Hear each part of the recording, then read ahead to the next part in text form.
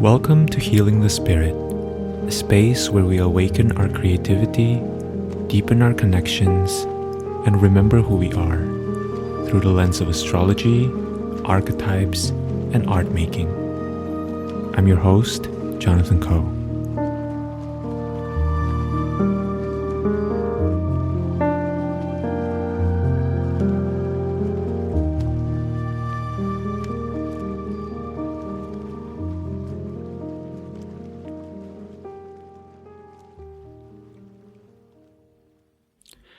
Hello everyone, welcome to Healing the Spirit and welcome to this episode. I'm going to be sharing with you some of my contemplations, reflections, thoughts about the week ahead, which is the week of September 11, 2023. And yeah, as always, I invite you to tune inwards and to allow yourself to really let whatever is coming up for you really surface and to trust that that's exactly what you're supposed to be working with. So on Thursday this week, the 14th, we have a new moon in Virgo. And to me, this new moon in Virgo is extremely ferocious and extremely delicious. It is in a close trine to Uranus, which is currently retrograde in Taurus. And it's in a less close trine to Jupiter, which is also retrograde in Taurus, and Pluto, which is currently retrograde in Capricorn. On Friday the 15th, Mercury stations direct, and Mercury will somewhat move slowly until give or take September 24th, although it will be moving direct. And the Sun, which is currently in Virgo, will trine Uranus, which is in Taurus. And then on the 17th, on Sunday, we have Venus in Leo square in Jupiter in Taurus. So I want to invite you into a little exercise here. And this is completely optional. If you're not into this, you can just listen to me talk and not do anything. But if it feels available and accessible to you at this moment, I invite you to begin feeling into your solar plexus. So your solar plexus is really, I describe it as like your inner belly. So it's not really like the front of your belly, but I really feel it as like the middle of your belly. And I want you to, in whatever ways feel good and feel accessible to you, begin breathing through your nose and to allow, as you breathe this inhale, for your solar plexus to expand. The solar plexus is both an area in the body and it's also energetic. And exhale normally through the nose. And just allowing yourself to breathe a little bit more deeply a few times into your solar plexus, into the center of your belly.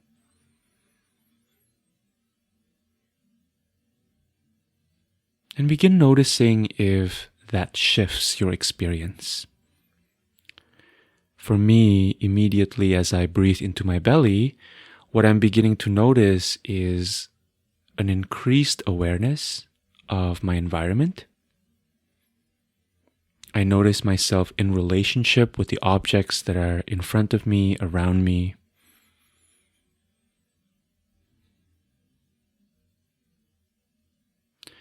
And so the reason why I am inviting us to do this, and you can continue this practice as you're listening to me share some of my thoughts about the astrology and the energy of the week. This area of the body in the Japanese cosmology is called the hara, and in the Chinese cosmology is called the lower dantian. And this is the seat of our power. In modernity, we understand our belly as our gut instinct, right? Like this is where we maybe get a signal on a bodily level when we say, that doesn't sit right with me on a gut level, right? Or my gut is telling me that the situation is going to go this way, right? And I think especially if we live in the Western world, or what we conceptualize now as the Western part of the world, we kind of have a weird relationship, right, with this part of our body because it's often considered as this inconvenience, you know? We often feel like we need to suck our bellies in, and our bellies are where all the fat goes, right? It's like it needs to look a certain way for us to be okay with it. So this is interesting to consider because this hasn't always been the case if you look at other cultures. And to me, the the solar plexus area, the hara, the lower dantian, is going to be playing a really important role for some of the energetics that are going on with the astrology for this coming week. So it's a really simple practice, right? And just even noticing, I like to actually start by not being super subtle about this, right? I like to really kind of fill up my belly and then exhale pretty slowly and very completely. I think the part about exhaling completely is very important. But this is something you can do while you are in the midst of conversations with others, right? Or waiting for your Starbucks order, while driving a car or commuting to work, right? Just really allowing yourself to breathe into this lower part of your body, slightly lower part, right? And to start accessing the intelligence that the gut has. And perhaps more importantly, right? I think the practice itself, the breathing practice, is really supportive just in general. For me, whenever I'm facilitating or whenever I'm, even like before I record this episode, I find it really supportive to really breathe into this part of my body because immediately I start feeling myself becoming more grounded. And it's interesting, right? Because in some ways, it's like I'm not thinking about, specifically grounding, right? But there is something about distributing your energy or your attention into this lower part, into your gut, that then, in my experience, really helps me become more aware of the responses that are coming from the belly when I'm about to make decisions, right? So this may be interesting for you to experiment as well throughout the week, as things come up.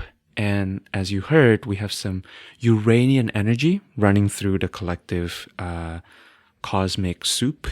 And so I do sense that for some of us, there may be opportunities to make decisions based on situations that don't feel like it's totally in our wheelhouse. And so I'm finding that, especially if I breathe through my nose and, in and out through my nose and allow the breath to fill up the belly, almost like as if the belly is the basin of a lake, right? I find that helps me find this connection, between my whole being. And so yeah, you might want to experiment with this and just try feeling into what is my gut telling me about my life right now, or this decision right now, or this situation, or this relationship. As I mentioned, this new moon feels very powerful, very potent, very pungent for me. When I sense into this new moon, the emotion that was coming up for me was grief around what feels like a process of shedding, a process of decaying, that a lot of us are moving through, and also the sense of kind of a loss of innocence, and it carries a certain kind of stoic grief around it. I also was sensing with this new moon a smell of labdanum. I don't know if any of you have smelled labdanum, but it's this resin from a rock rose plant, and it kind of has this musky, leather-like, animalistic smell. And I also heard this phrase when I sat with the energy of this new moon in Virgo of revel in the decay, for in death there is new life. So I think this is super spot on. I then, after I sat with the energy of it, I did a little bit more research into the chart of the new moon and various resources, and to me, all of it really tracks, right? Like there's something about this new moon that has to do with working with the totality of this experience of shedding, right? Yes, there will be grief, but there's also a sense of renewing a certain vow, a certain devotion to a frequency, to an energy that we are in service to. It's about allowing ourselves to shed the cloak of the identity that's been keeping us safe and has glued together our reality thus far, but maybe, if we were to be totally honest with ourselves, hasn't been nourishing for a while. And those of you who have been listening to the podcast and the contemplation episodes know that, in my opinion, and in my experience, this has been going on for a little while now for us, right? Starting with the Venus retrograde and then Mercury going retrograde, and then we have all of these planets going retrograde, right? So I think that the shedding has been gradual, or if not gradual, then happening in multiple stages, right? But I think this, to me, the energy of this week and this particular new moon feels kind of like almost like the last push, before we start turning directions a little bit, where the attention beginning starting the end of the week, right? Starting Friday as Mercury stations direct, to me, there's a bit of a pivot in the energy. But with this new moon specifically, I think there is, I'm kind of getting an image of many of us under the dark sky where the moon is completely out of sight, stepping out of one skin and allowing the growth of the next one. Virgo, as an archetype, as a sign, as an energy, has taught me a lot about what it means to be in process. Virgo is the bacteria within our gut, right? That kind of breaks down food so that not only do we have space for more food when we get to release food out of our bodies, right? It's not just the bacteria that allows for the digestive process to happen, but it's also important to remember that the digestive process is about breaking down nutrients so that they can be distributed throughout the body, right? And so there is something about the Virgo energy, the Virgo archetype, that has to do with the process of continually tending to something, right? Continually tending to aliveness means that you also need to continually tend to decay. One way to think about this is thinking about eating. Again, I don't know why I keep being drawn to this imagery of eating, right? That if we continue intaking food without being able to somehow release that food out of our system, we'll pretty much die, pretty soon. Right? You can see this with ecosystems, for example, when you have a spot, right, or a particular ecosystem that has a lot of deers, if there are too many deers beyond homeostasis, beyond the point of balance, then you'll start to see that over time, the number of deers will start becoming reduced, right? Because there's not enough food. So there has to be, in order for us to bring in new things, in order for us to serve the frequencies, the energies, the purpose that we want to serve with clarity and with a sense of direction and a sense of devotedness, often we have to look around and we have to really become very clear about what's not coming with us to the next stage, right? And again, like I mentioned, I think this process has been going on for a while, but with this new moon, I think there's a really potent energy that can really help us move through this process with not just ease, but almost like a ravenous, forward moving direction, right? To deepen further into the Virgo archetype, this new moon is happening in the third decan of Virgo.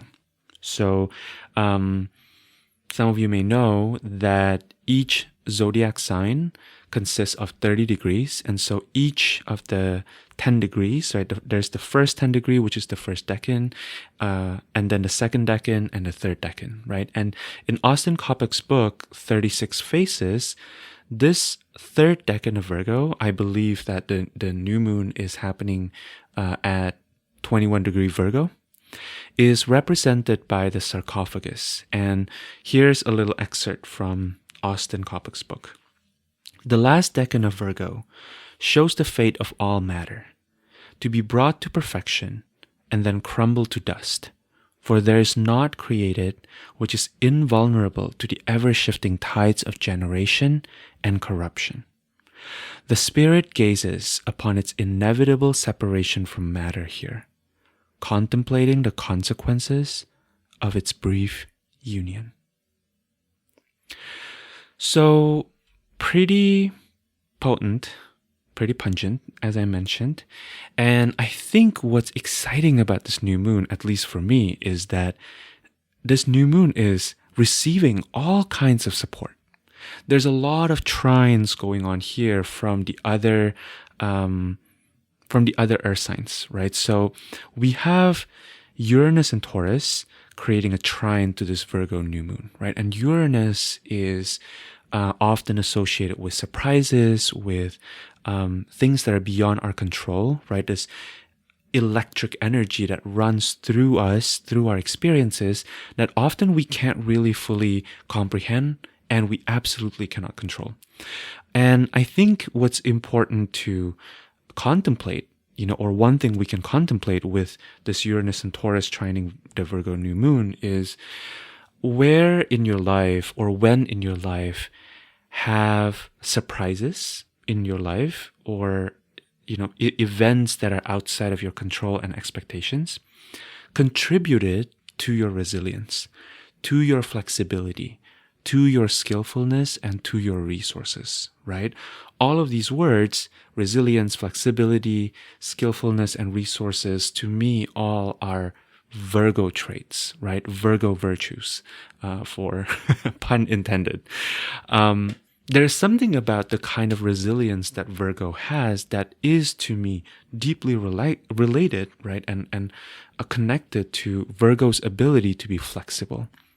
Virgo is a mutable sign, right? Virgo understands the importance of shifting things around, of reorganizing things, right? And knows that ultimately, if everything in the universe is made out of energy, right, then matter is simply one form of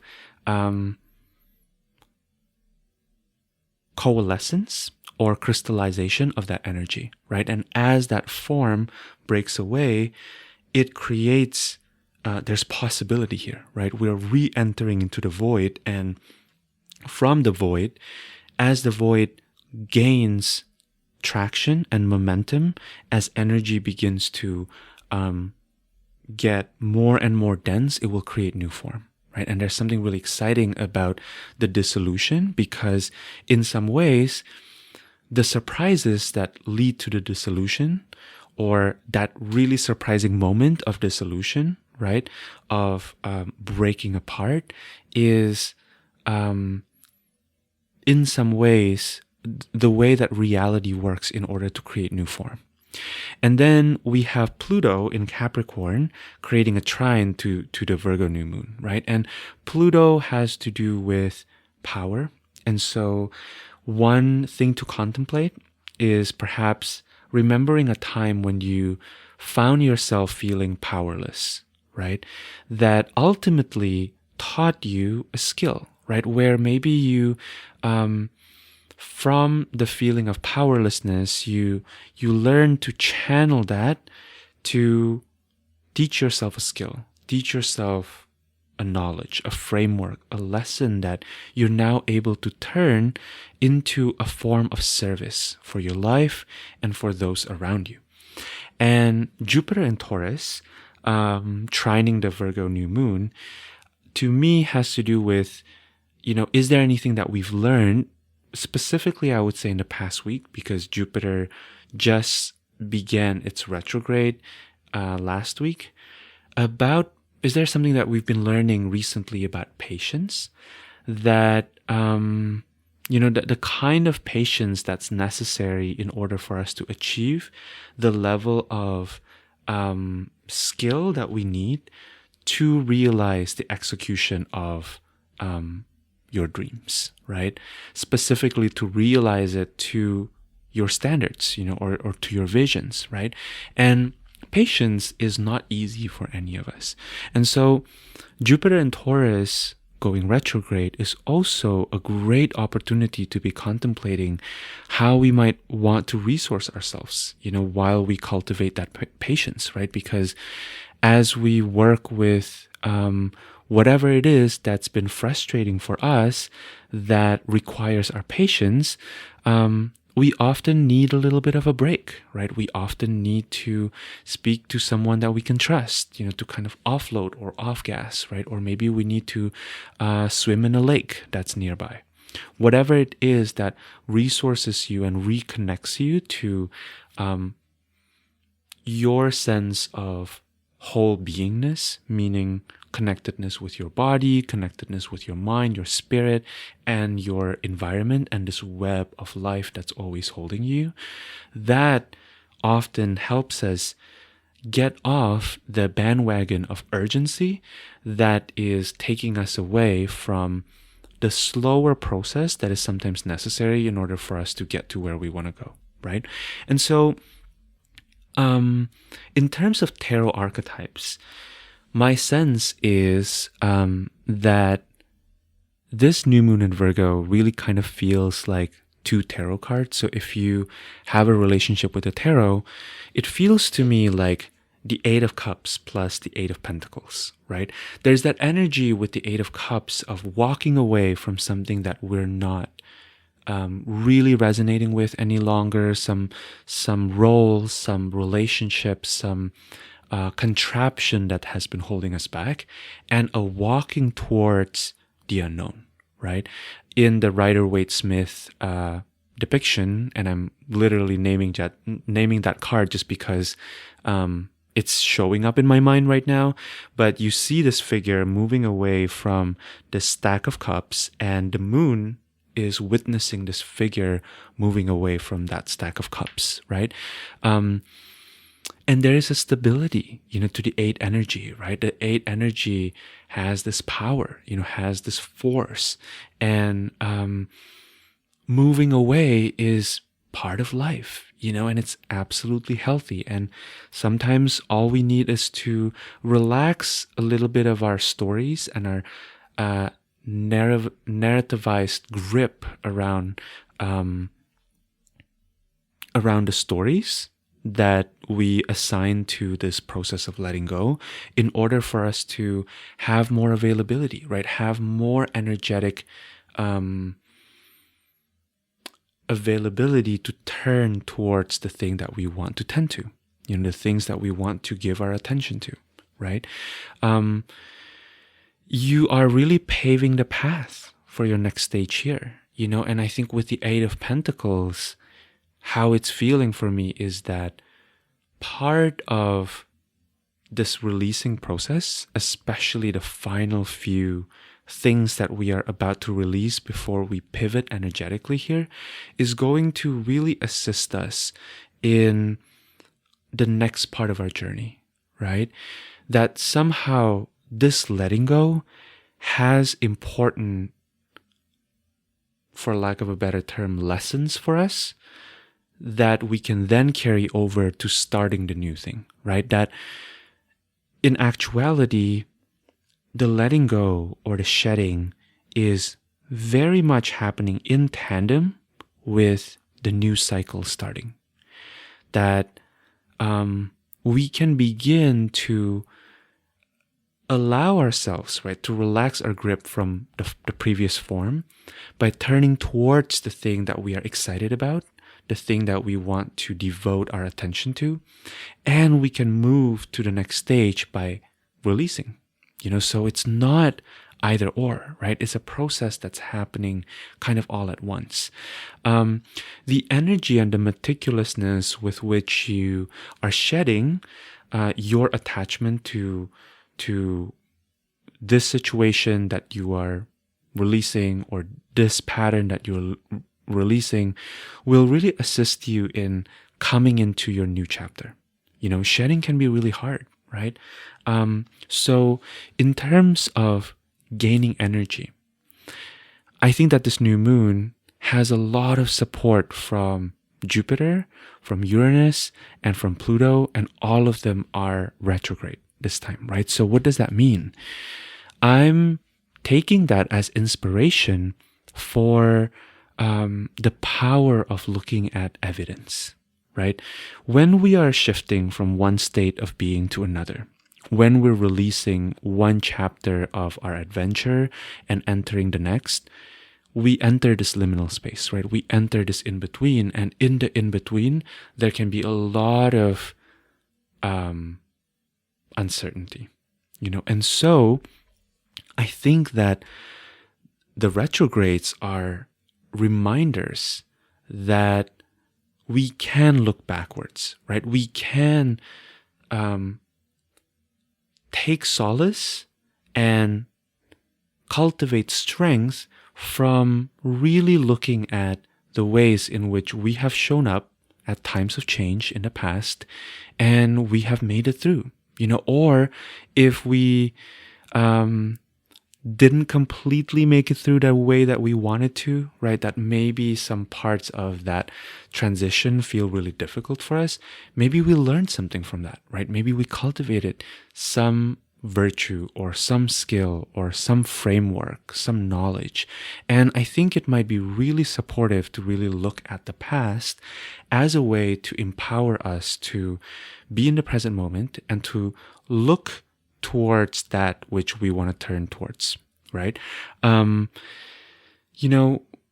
thing that I think can be really helpful is to, feel intuitively, right, into if there have been any situations or any events in the past where you regretted making changes, right? What changes or what shedding or what letting go are you still holding with the energy of regret in this moment? And my invitation is for you then to really sit with this part of yourself, because there is intelligence, there's potency, there's medicine in that part that is hurting, right? And at the same time, you might also really want to sit with what changes or shedding or letting go felt really difficult while you were doing it, or maybe even before you were doing it. But now, looking back from the vantage point of this moment in time, you're deeply grateful that your younger self decided to do it, right? And you might want to retrieve this part of you, right, that was scared, and to kind of maybe do a little inquiry, but how did you gain that strength, right? It's interesting because I do think that we humans are very social animals, right? Like, this is extremely well documented. And so we really gain a lot from co-regulating with another human being. And also, there are older parts of us that are always accessible and always available for us to contact, right? To work with. And I think that it's very exciting to be doing a retrospective and allowing ourselves to connect with these older parts of us that may have done something that seemed completely impossible now looking back, right? And one thing I will say is, and this is something I shared with some of the participants of Astrology as Praxis, which is the year-long container for learning astrology that I've been facilitating for the past year that just ended. I was talking about the shift, right, from Virgo to Libra. Virgo is a mutable sign and Libra is the cardinal sign. And I think when we're considering this shift between Virgo to Libra, there's something about how the decay of a particular form, right, is actually a way of releasing energy back into kind of this primordial void, right?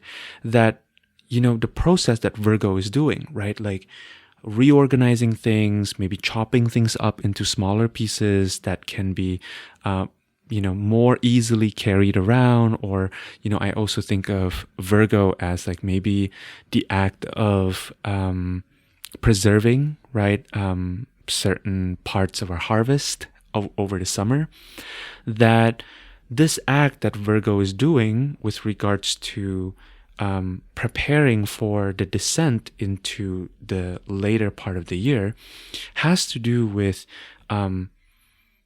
swimming into, right? Allowing ourselves to deepen into this energy, right, of Libra. Libra is a cardinal energy. And while Libra in pop astrology gets a lot of reputation for being, really focused on the aesthetics, and I think all of that is probably true as well, I do think that Libra has this ferocity, right? And it's the kind of ferocity where we break away from the shells that we've created to keep ourselves safe. With Aries and with Cancer, we are very much focused on like the process of us, right? And Libra is where we break out of this shell and we embrace the wholeness of our experience. The wholeness of our experience, the truth of our experience is that we are porous, right? We are porous beings, and we are always in this interconnectedness with the rest of reality, with other people, right? And Libra recognizes that. And Libra recognizes that actually, maybe what's important is not just what I want, but this connective tissue, right, between myself and the world around me. That's always going to be present for as long as I am on this earth, which is going to be a very long time, maybe forever, right? And so with Virgo and the mutability, the releasing, the decay that is symbolized, as Austin mentioned in 36 Faces, symbolized by the sarcophagus, right? In many ways, releasing is a power move, right? Releasing is basically us saying, I trust in the energy that holds this form for up until this point, right?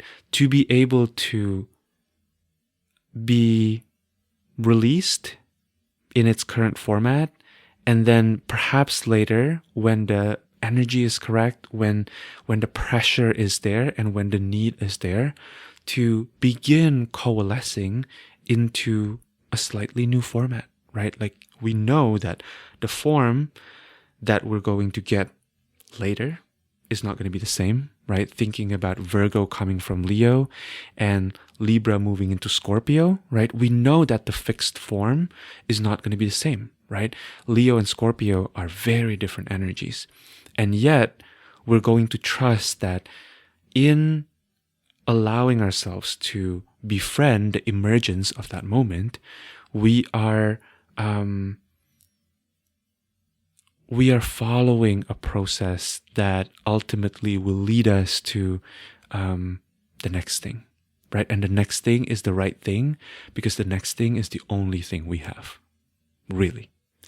So one thing that I will share about the new moon as a kind of closing remark about the new moon here is to allow yourself to contemplate on your potential, right? So this is not just decay for the sake of decaying, right? It's not like this limp, kind of unenergetic or disinterested decay process, right? This particular new moon feels to me like one where we are really doing kind of a final push, right? And that requires a lot of energy, and that may look really different for different people, but nonetheless, it requires a lot of energy. And so, I want you to also make space for dreaming about the potential, right? And you may not even have full access to the next version or the next chapter. And if that's the case, I would say that that's actually great, because if you are too attached to what the next form will look like, you may be in many ways thwarting your own journey, right? Thwarting your own path, because you are manufacturing something that isn't really supposed to go in that particular direction, right? The moment that our thinking mind considers or thinks that we know better, then we tend to be led astray a little bit, right? Or we're not so attuned to the moment by moment process of becoming that we are currently engaged with, right? So rather than thinking too hard about the next version or the next format that you might be inhabiting, a more helpful reframe, at least for me personally, has been to really consider, what frequency am I devoted to? Am I really serving? Am I holding in this moment, right? As I'm moving through change, what is my anchor?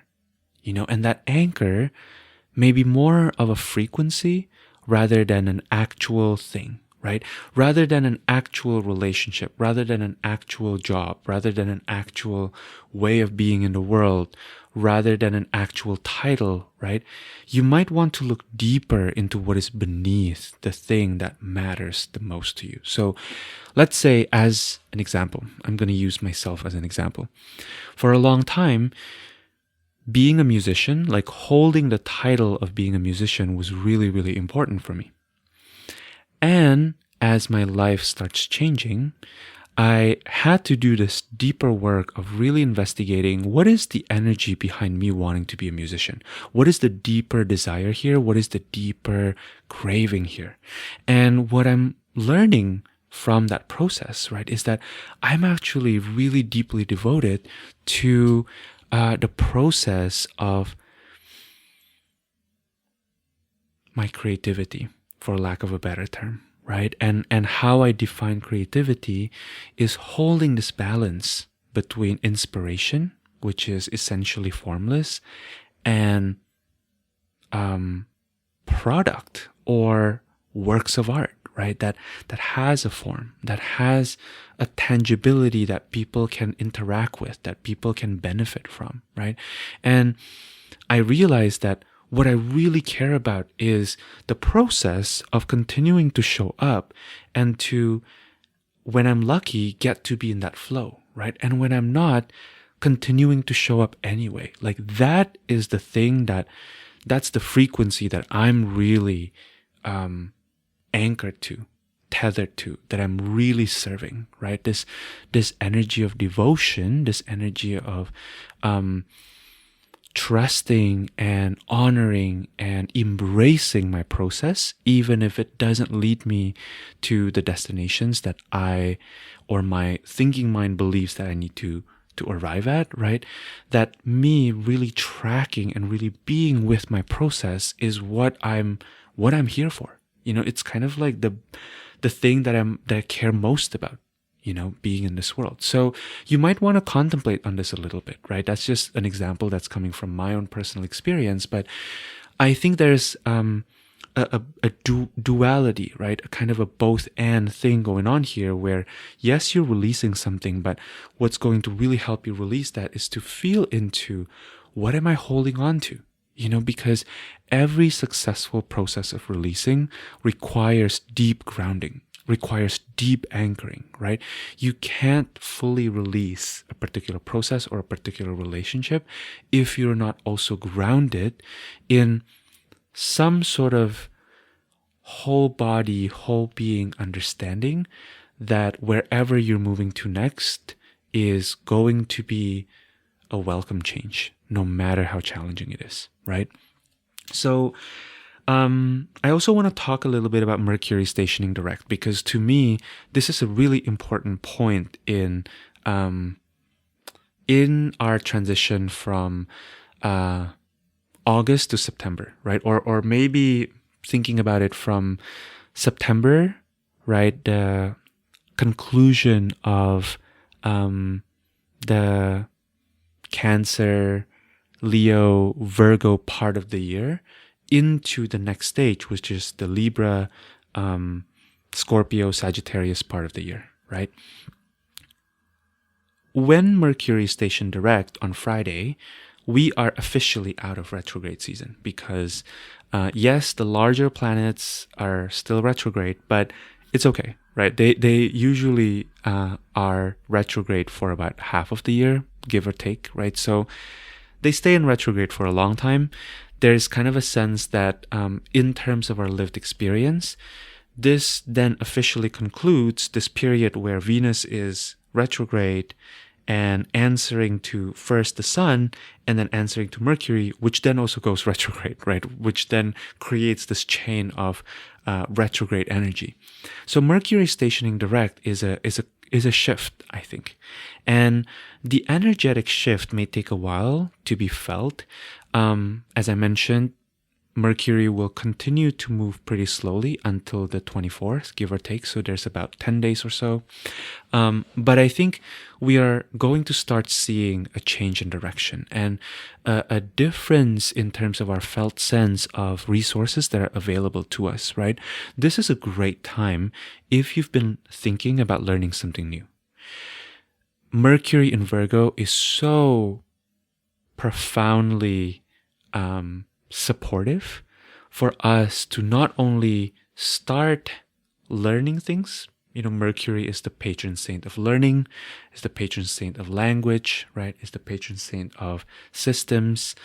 Not only is Mercury in Virgo a great energy to be learning something new, it's also great because there's an element of integration as well. There's something about Mercury in Virgo that is more of like a tactile or experiential or almost like whole sense kind of learning, When I think about Mercury in Virgo, I often think about a classical violinist, who's playing a really difficult concerto that, has learned how to play not only all of the notes, but play them with expression, right? Play them with individuality.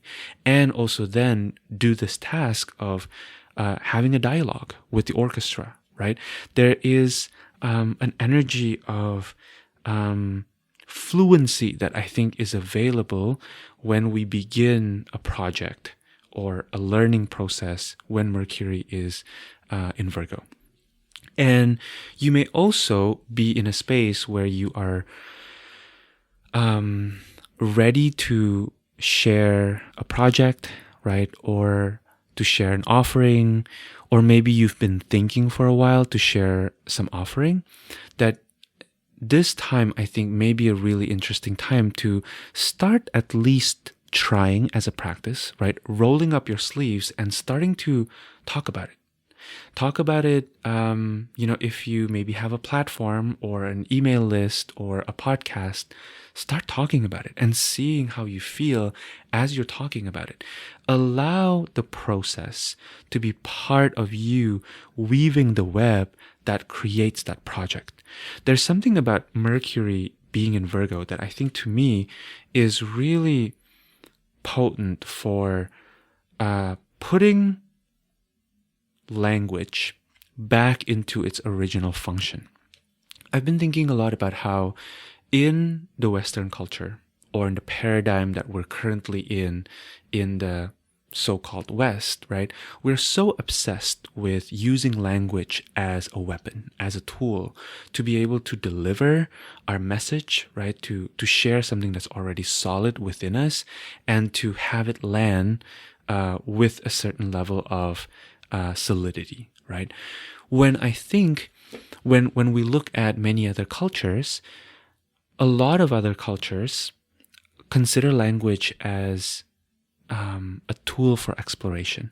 That as you breathe, right? Even thinking about the idea of inspiration, being connected to spirit, spirit being connected to breath, right? There is something about receiving inspiration that has to do with collaborating with breath, right? So it's this other perspective that maybe is not so prevalent in our culture, where the moment we allow ourselves to liberate our voice, to start speaking, even if we don't totally know where we're going with the thing that we are speaking to, that we might start to stumble upon something that is interesting or important to explore. And in the process of that real-time exploration, it gets us closer to the essence of the thing that we are desiring to get closer to, right? Whatever that may be. And so this may be a really interesting time to start putting language, to start exploring with language, playing with language around ideas that you have, around ways of being in relationship that you've always been craving, right? Around big moves that you want to initiate in your life. Maybe you've been thinking about changing your job for a while. Maybe you've been thinking about having a different kind of relationship, right? Romantically or platonically. This is a really interesting time to start mentally beginning to conceptualize, not for the purpose of crystallizing, right? Not so that you can say, I'm going to live here forever, this is my manifesto forever and ever, but rather to start to be in process, to start to be in dialogue with whatever it is that you want to be inching towards. And within a week, my sense is that things will start kind of moving in full motion. And at this time, though, I think we're really supported by the two other transits that are also present this week, right? So we have the Sun trine Uranus, which to me represents, it speaks to a reminder to be on the lookout for something exciting, right? For auspicious and audacious surprises. And some of these surprises, for some reason, because they're both in earth signs, my sense is that they're either going to be very tangible and very literal, and there's also a possibility that they're extremely subtle, because Uranus going retrograde, I think my sense of Uranus retrograde is that it kind of amps up this unpredictability of the Uranian nature. And so you may want to just dilate your attention, or at least allow yourself to become energetically available to feeling into what surprises are coming up here, what may want my attention, or what wants my witnessing. And then Venus square Jupiter in Leo and Taurus, to me, is such a fertile soil. Squares are often considered hard aspects, but this one just feels so sexy to me. Something I've been thinking about with regards to squares is that squares correlate with friction, right? It's not just hardship for the sake of hardship, but there is something about squares that has to do with some element of oppositional forces, or forces that aren't quite gelling, bringing a certain level of dissonance that can be really exciting, especially when harnessed with intention. And when we approach it with a spirit of experimentation.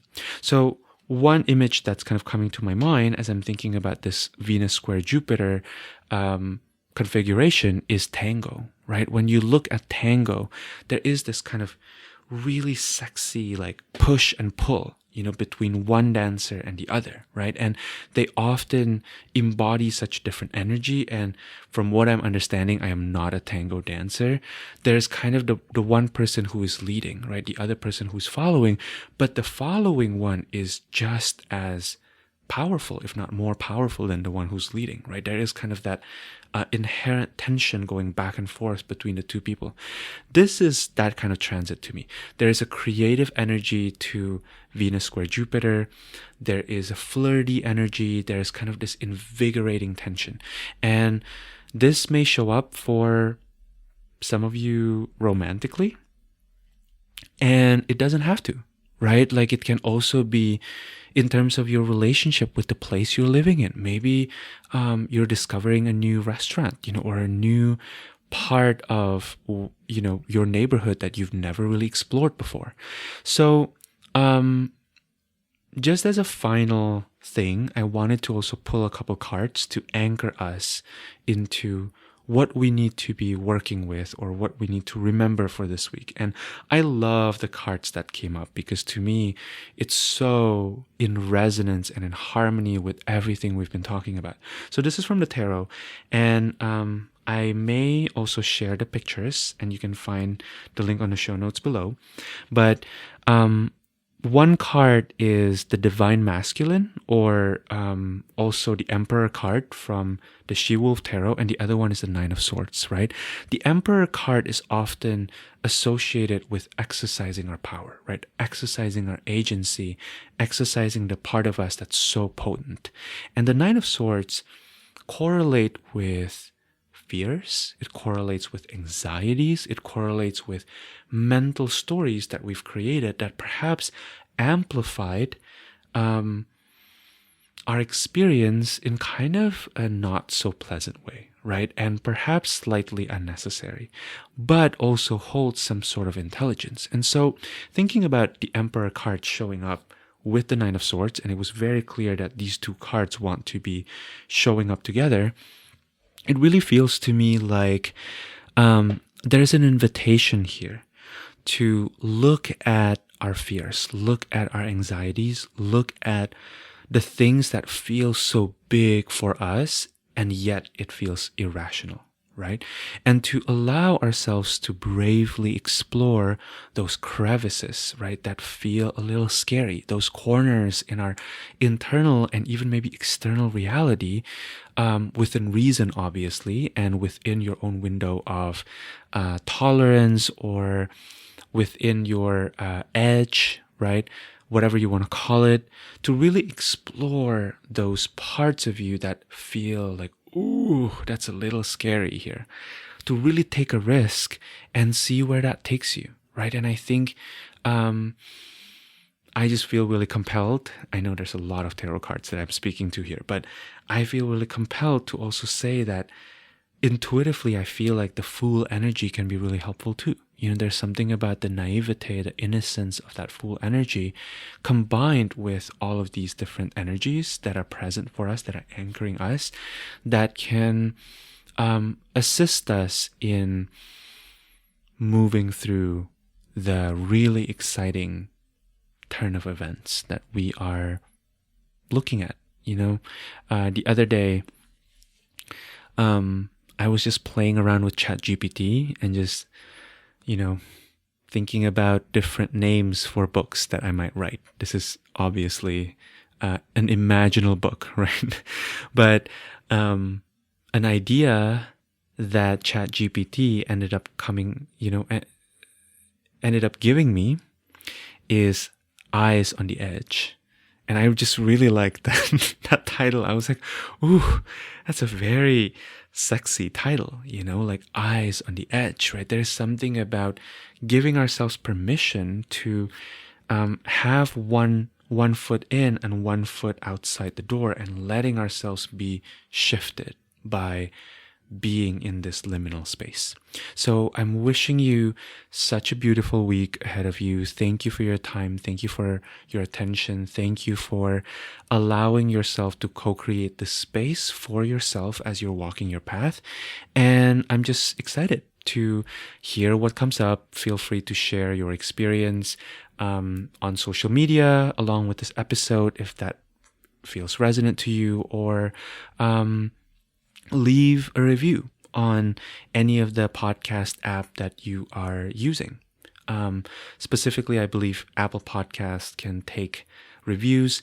Literally 4 or 5 sentences are enough, right? I think one thing that I'm always coming up against when I'm about to leave a review for my favorite podcast is like, oh, I need to write this long review. That's not true. It can be very short, and it will be very helpful to hear how your experience has been, and especially if you are really enjoying this podcast, I encourage you to do that, as your review and your 5-star rating will really help in for this work to be able to find the people who can resonate with this. All right. Thank you so much, and I am sending you gentleness and kindness and so much love. Take care, and I look forward to seeing you next time.